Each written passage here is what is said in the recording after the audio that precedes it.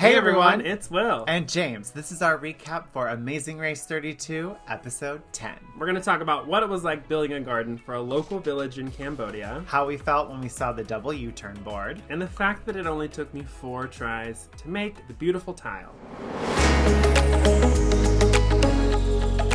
Before we dive into this episode and give our insight, we wanted to talk about how this year has been. If you're anything like us, you have probably been daydreaming about your next adventure or where you're gonna go next. The most travel we've done in the past 6 months is this. Walking our dog around the neighborhood, so we're itching to leave and go somewhere. So we talked about it, and we thought it would be fun to plan a group trip for late 2021, and we want you to join us. We're looking at Cambodia, ironically, and Bali as options. So if you're interested and want to go on a group trip in 2021, fill out the survey in the link in the description below and let us know where you want to go, how much you're willing to spend, and when you're available, because we'll try and make it happen. Speaking of Cambodia being a possibility for a group trip in 2021, let's talk about the Cambodia leg. At the start of the episode, we are leaving Hyderabad, and if you notice the timestamps, teams left between 3 and 5 p.m., but our flight to Cambodia didn't leave until 1:30 a.m. So there was a lot of downtime, and of course we utilized our downtime to do some research on Siem Reap. And that's something that we've done almost every single leg of the race, and it doesn't help for the entire leg, but it definitely gives you a little bit of confidence going into a leg, and especially for Siem Reap, our clues said we would find a marked tuk-tuk outside of an old market in the city center of Siem Reap, and so we went to a hotel to do a little bit of research and used Google Earth to get a bird's eye view of the area. Yeah. Just because it didn't say where exactly it would be, and so we wanted to have a better gauge of where we could tell the taxi driver to drop us off at. And especially because when you hear the word market, like you think it's going to be widespread and fairly large, and you know, we already had an experience in a market back in Manaus, so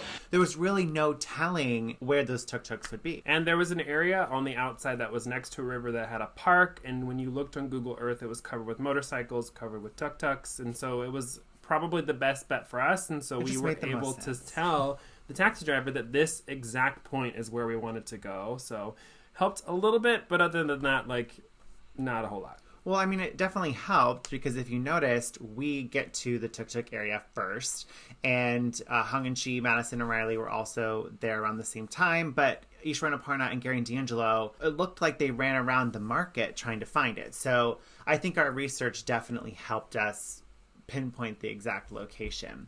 There was a task involving matching a tuk-tuk to a license plate. So while we're looking through the area, Will had this great idea of like, oh, look for the motorcycles that have a hitch on them, because we're going to have to hitch up our tuk-tuk anyway. And so it helped us narrow down which ones had hitches and then matched our license plate from there. This challenge wasn't in the episode, but it was hard to find the one that matched the tuk-tuk. So you bring it over to your driver, you help them assemble it, and you're ready to go with your donation bag and your Travelocity roaming gnome. And as a fan, I feel like it's similar to, let's say, Survivor. If you're a huge fan of Survivor like we are, you know that if you were ever to compete on it, getting to the family visit, getting to the merch, there's like different milestones in that experience that as a fan you want to get to. And getting to the Travelocity roaming gnome moment was something we were definitely looking forward to. And we were having so much fun with the gnome. Putting it in the hammock and then holding it like a baby and talking to it and having a really good time in our tuk-tuk, because it was like a 30-minute drive to Tonle Sap Lake area in that floating village. So we were just having a good time with the gnome. I mean, and if you couldn't already tell, like, I clearly was not excited to be in Cambodia. We're in Cambodia! Gosh. I think, like, we were just having such a good time every single place that we went that our energy was always so high, and we were just, like, soaking everything in. And those rides in tuk-tuks and the rickshaw in India, those are the moments where you really get an uninterrupted moment to soak in everything you're seeing. And from the city center to the end of Tonle Sap, where the lake began was covered with houses and businesses and kids going to school and all these other cool things that you wouldn't normally see. And not having to like race mode in that time was wonderful because you got to just soak in your surroundings. And there's a really good bonus clip that we're riding in it, we're waving. Kingdom of Cambodia. The Kingdom of Cambodia. Welcome the American peasants. And it just shows a little bit about that ride. Yeah, so definitely if you haven't checked it out for this week, go to the Amazing Race YouTube channel for all of that bonus footage. As you saw, the 3 Team Alliance of the Beards, Hung and Chi and us, we are leading the pack this leg. All of us are in our tuk-tuks going to the Mark Dock. Once we get there, you know, Madison and Riley have a little bit of a lead over us. We get there at the exact same time as Hung and Chi. And once we hop in our boats, we know that we need to go to floating Buddhist temple, which we were really looking forward to. Buddhism is such a beautiful religion or way of life. It's just so warm, and so you definitely didn't want to disrespect, and you wanted to make sure you were doing everything correctly. I feel like you had to walk in with no shoes, kneel, and then step up to give the donation, kneel again, and just being in the monks' presence was like humbling because we are guests in their country, and so being able to bring them something that you know that they can use, and then also be so thankful to have this experience, to be in Cambodia, it was a really cool moment. And then also knowing that right after we left the temple, we would have to go back into race mode, so it was nice to soak in that moment. But on the way to the temple, we saw Madison and Riley's boat had broken down, so that gave Hung and Chi and us a little time to get ahead in the race, and Gary and D'Angelo are right behind us. So let's backtrack for a second. So going into this leg, you know, and you heard us say it in the episode, we have a plan in place. And that plan is to make sure we U-turn Gary and D'Angelo and then burn the board. I know we talked about it in our last week's recap and in India, how our plan was to yield them, but that plan didn't pan out. So we were really hoping we could make it work in Cambodia, especially with the U-turn. The thing with Gary and D'Angelo is they're one of the teams not in the 3-team alliance that has been at the top before. Yeah. And the goal of the 3-team alliance is to hopefully be the final 3 teams of the race, and Gary and D'Angelo to us were threatening that being a reality. So that's why we wanted to U-turn them. There's also a really good bonus clip. Insert eye roll here. Called Insert Eye Roll Here. I won't talk about it, but watch that, and that gives a little more insight into our relationship with Gary and D'Angelo on the race. But for us, after each leg and a pit stop, we would sit in our hotel room and go through so many scenarios of, okay, what did we just do? What did we fail at? How can we improve? But also what's coming ahead? How can we be prepared? Going through literally every scenario, especially for this leg, because I think all teams just assumed that it was the double U-turn. Yep. And we went through, okay, what if this team gets there first? What if that team gets there first? What if we get there first? So at the airport, all of us as teams would kind of hint, like, what would you do if you got to the U-turn board first? And the 3-team alliance, we really all agreed that Gary and D'Angelo were the biggest threat in the game for us all getting to the finale. And we all wanted to U-turn Gary and D'Angelo. But this is not information we shared with Ishwar and Aparna. Like, they did not know that that was the plan going into this leg. But we did have, you know, a side conversation with Gary and D'Angelo just to make sure that if they were to get to the U-turn board, we wouldn't be the team. U-turn. So we're definitely trying to pull in those social politics of, don't U-turn us. Yeah. But in our last recap, we talked about how Ishwar spilled a little bit of beans to us and saying that they would yield or U-turn us or Hung and Chi. And so we had that piece of information where, you know, if worse comes to worse, like, we have to tell Gary and D'Angelo to use it on Ishwar and Aparna because we don't want them to use it on us. Ishwar and Aparna, we just got to hope and pray that they don't get there first because it's a crapshoot if they're going to choose us or Hung and Chi, depending on where people are in the race. So we had like 3 teams who we're pretty sure weren't going to U-turn us, and Ishwar and Aparna were the wild card. So going into it, we knew all the scenarios and where things were going to play out, and plan like C happened. So we get to the Buddhist temple. It was a really beautiful moment on the race for us. Definitely was something we didn't take for granted and wanted to make sure we soaked up that moment and really immersed ourselves into that experience. Once we got our next clue, it was a detour between gardening or fishing. And it's interesting to hear how other teams processed the two options. Because for us, going back and watching as many seasons as we did as preparation, any challenge that involved any type of animal always seemed to be out of the team's control. And how we read the clue was that we would be responsible for catching fish and making sure it weighed out to be a certain amount. So when we heard that, it didn't make sense for us to go there because we're like, what if the fish aren't biting today? Or what if the fish aren't in that area? Like, how do we make sure we can catch those fish? So based on what the clue said, it was not indicated that all you had to do is pull in a net. Pull in a net and then have little guppies that you have to put into a bucket. Yeah, that was not hinted at us. Because we would have chosen the fish, but 100% if that was the case. I want to say one of the seasons that we did watch, they had to stand on a pole and catch fish, and a lot of the teams switched, and that was kind of our last memory of fishing on the race. Yep. So a lot of the fishing challenges aren't just something that we wanted to do, and gardening for us seemed very straightforward. Do it from A to Z, and then you'll get your clue. There was details oriented with it, but it was more so like it was going to be a process that we could probably figure out a little easier and have a little more control over the situation. But there's also a thing in that clue that said we would be helping out a local family in a village nearby. So for us, it was something we just gravitated toward. Yeah. And I don't regret taking that detour, even though it was ultimately the slower of the two. Way longer. But I mean, I would say we made the most of it. We had fun. It was nice to see another team there because now knowing what we know with Hung and Chi originally wanting to go to the fish detour, we would have ultimately been the only team at gardening. And it was just nice to know we had another team in sight. And I think we tackled the gardening task pretty strong. Like, you had a great plan of mixing the soil on the floating garden itself, so that was less lifting and moving and everything. It was just right there. Yeah. And for us, we always said that when we get to a challenge that we're working on together, Detour or Root Info, we would always delegate someone to be the lead. And I think for the gardening one, I took lead. You hear me saying, James, I want you to do this, this, and this, and you just do it. Whatever you feel comfortable with on the race, you have to either step up or like take a back seat so that your other teammate can take charge and kind of lead the task.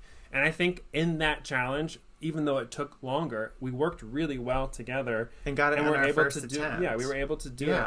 I think the key was to that particular task, you had to use all of your gardening items. Yeah. There couldn't be one bag of soil left over. You had to make sure all of it was on there. You had to make sure every plant was planted on there. So as much as details mattered, especially with the example garden, you had to use all of your supplies. Yeah. The gnome was carrying a satchel with him, and he had 3 items that we were supposed to use along the leg of the race.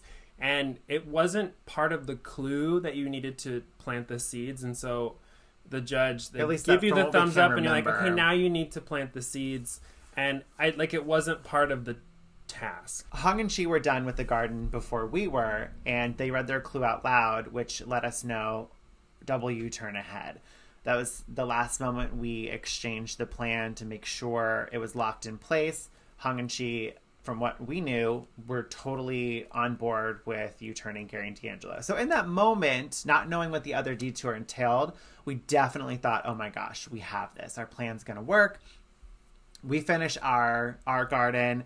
We go to the next clue box. And when we get there, not only did we realize we were the last team to get to the W-turn board, which was shocking to us. We had no idea, but the plan didn't work. Yeah.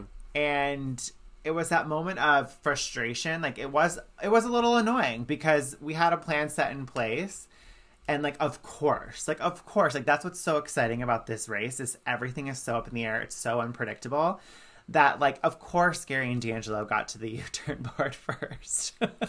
But we're not U-turned, and that's that was the goal. Majorly because of how well we would talk to other teams and, strategize or work through scenarios with other teams. And we apparently just made teams feel comfortable that we weren't a threat, when in actuality, Gary and D'Angelo should have U-turned either us or Hung and Chi or the Beards. They should have, tried to make a move because Ishwar and Aparna hadn't placed above 4th place along the race.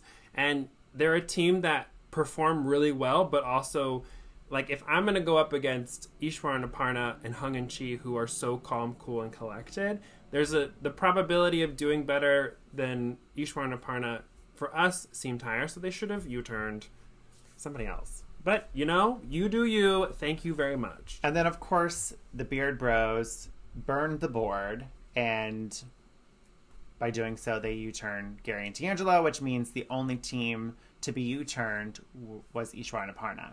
And I think in that moment, you're like, what we were saying, this is a weird move. Like, granted, as long as it's not us up on that board, all is fine by us. That's fine. But I think in hindsight, like when you look back and we watch the episode, it really paid off in Gary and D'Angelo's favor. So I think as weird of a move as it was, like it ultimately ended up making sense and working in their favor. Oh, yeah. So after we had our little moment at the U-turn board, we get our next clue. We have to go back into the town of Siem Reap and find this tile shop, if you will. Handicraft. Let's talk about how dirty we were. We were in these like blue shirts and our shorts and our socks, and we had all our clothes on for the race.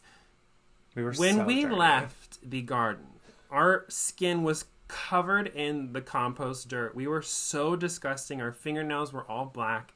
We ended up throwing those clothes away at the end of the leg. After this leg of the race because of how incredibly disgusting we were, mixed with sweat, mixed with water, mixed with dirt. But also at this point in the race, like, I just think because we're at the end of the race too, it was almost like, what's the point of washing this? Yeah, we don't need it anymore. I don't need to wear these again. Bye. Let's just get rid of them. It lightens our pack a little bit.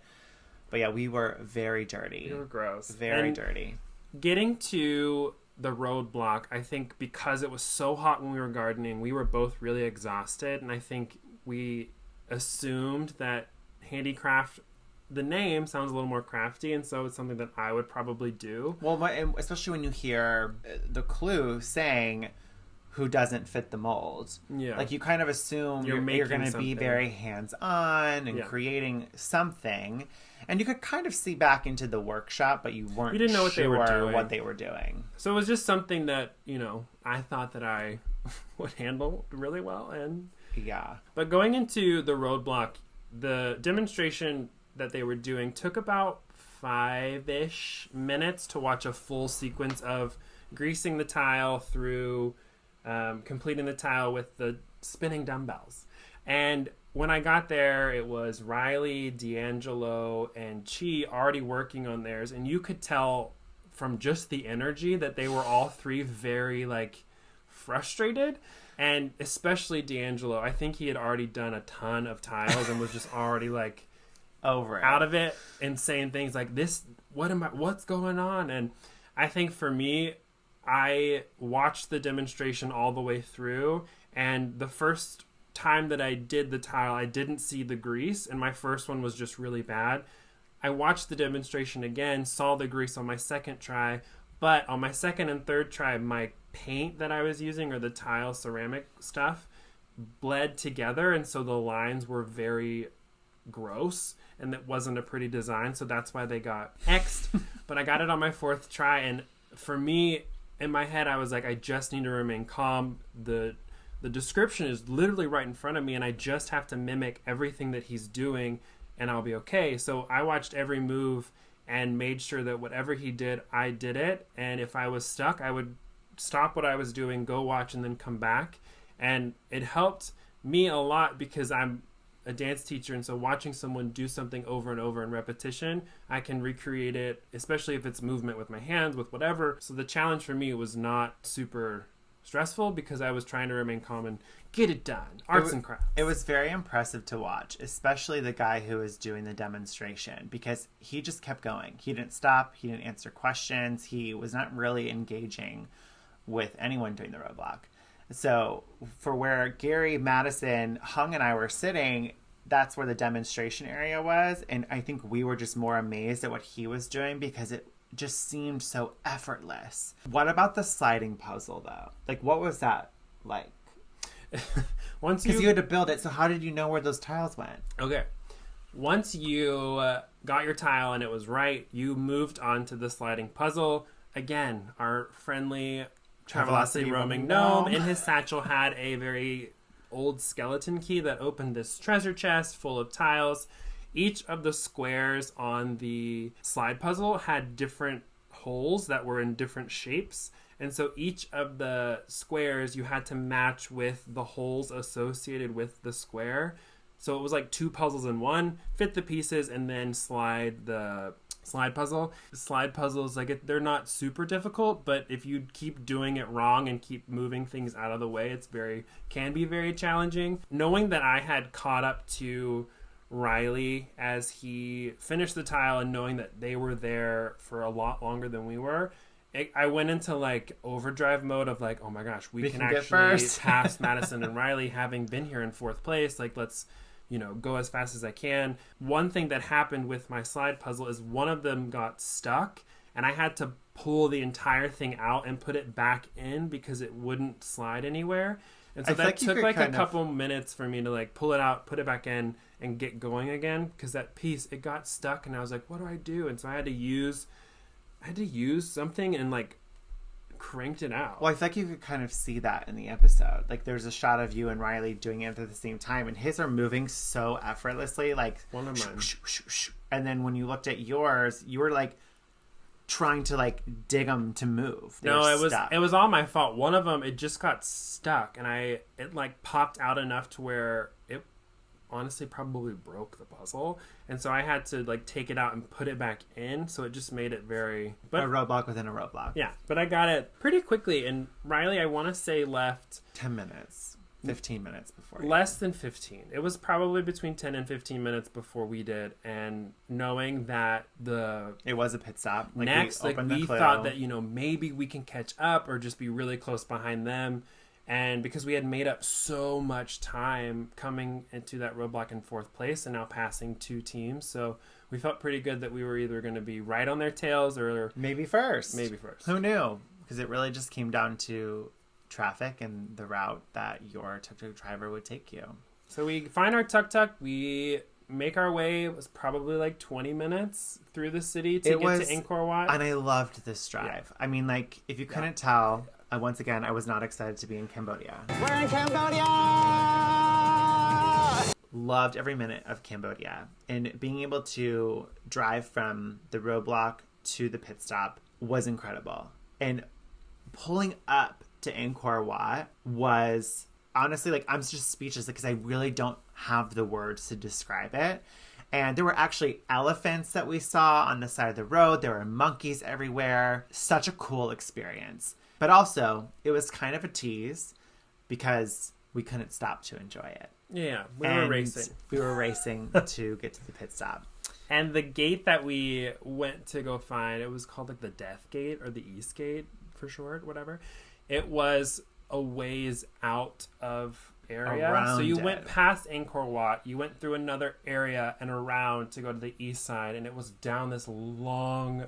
like dirt road, and at the very end was the gate that we had the pit stop at. So you got to see a ton, but you didn't get to stop and like go and look at everything. But we got to the pit stop. We made the most of that drive. Yeah, we were having a good time. But being able to run through it, like that one section of the gate, we felt small just walking through it. It was so cool. We get to the pit stop, and Phil lets us know we are team number 2. Which was very exciting because we started at the bottom from the detour and worked our way up the ladder there. And it was fun to talk with Phil. I know I was getting a little emotional just because even if you read our CBS bio, like my section, which places do you want to visit the most, I put Cambodia, I put Angkor Wat. So to actually be there and to like share that experience with Will, and it was just an overall great day. Like from start to finish, that entire leg was so much fun, and I don't feel like we couldn't have done anything different. Yeah. I mean, we did the garden and it took longer and we still got second place. So we were, feeling really confident, and the day was honestly the strongest that we had as a team. This one, it was so clean for us and we worked super well together, and Cambodia is phenomenal. I love it. We wanna cannot wait to go so back. bad. Which, to go back to what we were saying at the beginning of this recap, like, we're planning a group trip. Come with we would us. love for you to come with us. Cambodia is one of those options. And if you haven't already checked it out, click the link in the description, fill out the form. We want to hear from you and help make a group trip happen for later in 2021. At the end of the day, oh, wait. We didn't know all of the drama that happened when Ishwar and Aparna Yeah, we were already showed at the up. pit stop. We already left. We weren't there at the handicraft, and so watching it on TV was incredible because Aparna is a queen, and like coming in guns a-blazing was fantastic because I'm sorry, you're allowed to be upset that you were 100%. U-turned. Like, yes. you're allowed to be pissed. Leo and Alana were pissed at us. You are allowed to feel some type especially of way. if you don't expect it. Like, Yeah, hello, blindside. Ishwar and Aparna, when you don't have context as to, like, why, of course you're going to be frustrated. And I saw a comment somewhere online, I don't remember where they said Astarna had come out. So good. And I was so here for it. I loved that moment. Loved the moment. Mad that we weren't there to see I know, it. I'm so bummed we weren't there. But it was I would've also eaten it up. It was also kind of exciting though, because at the pit stop too, I remember I feel like we were talking to Madison and Riley. There was like that moment of like, oh my gosh, maybe Ishwar and Aparna can come back from this. And there was that moment of like, that would be the Iconic. biggest comeback ever on this race. We would have been so here for it. But Yeah. our plan didn't work, and sadly Ishwar and Aparna were eliminated from the race, which means 4 teams are left. Gary and D'Angelo, Hung and Chi, Madison and Riley, and us. Our entire philosophy of running the race was just don't be last. And so using every tool in our tool belt to ensure that we weren't in a position where we could potentially be going home was what we did. And I think us talking through every strategy point of this U-turn played to our advantage because we were able to talk to other teams to get everybody on the same page with the intention that they wouldn't U-turn us. Because yes, Hung and Chi were big competitors, but I felt as though we had already won 3 legs. And nobody was really like talking about us as strong competitors. And we wanted to keep it that way, so we tried to paint other teams as bigger competitors whenever we could. We wanted to make sure that teams felt comfortable with us. We wanted to make sure that we weren't going to be the one that got a U-turn, especially or a yield. this close to making it to Final Four and then also the Final 3. But with that said, there are no more of those game-changing advantages. There are no more U-turns. There are no more yields at play. And there's a new twist coming with the Philippines leg. And I don't know if you've read about it yet, but it's the city sprint. No roadblocks, no detours, all route info, and working together as a team to navigate Manila and tackle challenges together. We shall see what adventures await us Mabuhay. in Manila. Thank you for watching our recap. We love to share our insight as to what it was like to experience the race. Obviously, if you have any questions, feel free to leave them in the comments below or reach out to us on social media. Our Instagram at It's Will and James, or my Instagram at Where's Wallington, and Twitter at James Wallington. I'm at William Jardell on all platforms, and we're literally happy to answer questions. We love talking about the amazing race and our experience and any questions anybody has, so please ask away, just don't be rude. And we will see you all in the Philippines. Bye-bye! Wednesday, 8 p.m. 7 Central.